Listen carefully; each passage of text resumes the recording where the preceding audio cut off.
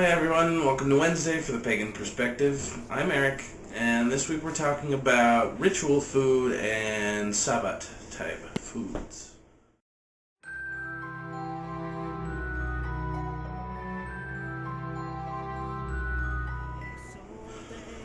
Now when it comes to food for Sabbats and rituals and all that other stuff, I like to go with the stuff that seems appropriate for that Sabbat or that ritual. Like, for example, if I were doing Samhain, I would want to do something with, pumpkin and, other various fall foods. Apples would be good for that.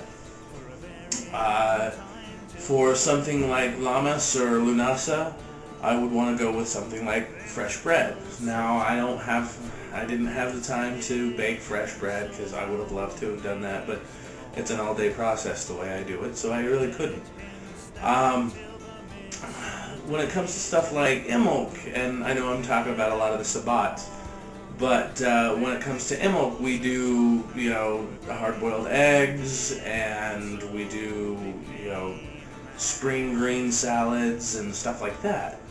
And one of the things that I always go for at pretty much every Sabbat and every ritual I can possibly fit in is mead. Now, if you don't have a connection to a brewer that actually makes mead, then you're going to have to buy it at a store if you're old enough, and if you're not, then just a little, I suppose you could substitute tea with honey. That would also be good, or cider.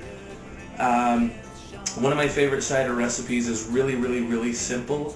It's 1 gallon of apple juice, 2 whole oranges sliced in half, 2 whole apples sliced in half, about a tablespoon of cinnamon, about a tablespoon of nutmeg, and boil for 2 hours, strain, and stick it in the fridge so it can cool off. Or if you want to eat it or drink it warm, that's also fantastic.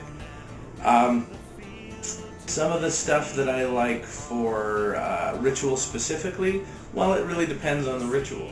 If we're doing a full moon ritual, then sugar cookies are great, in my opinion.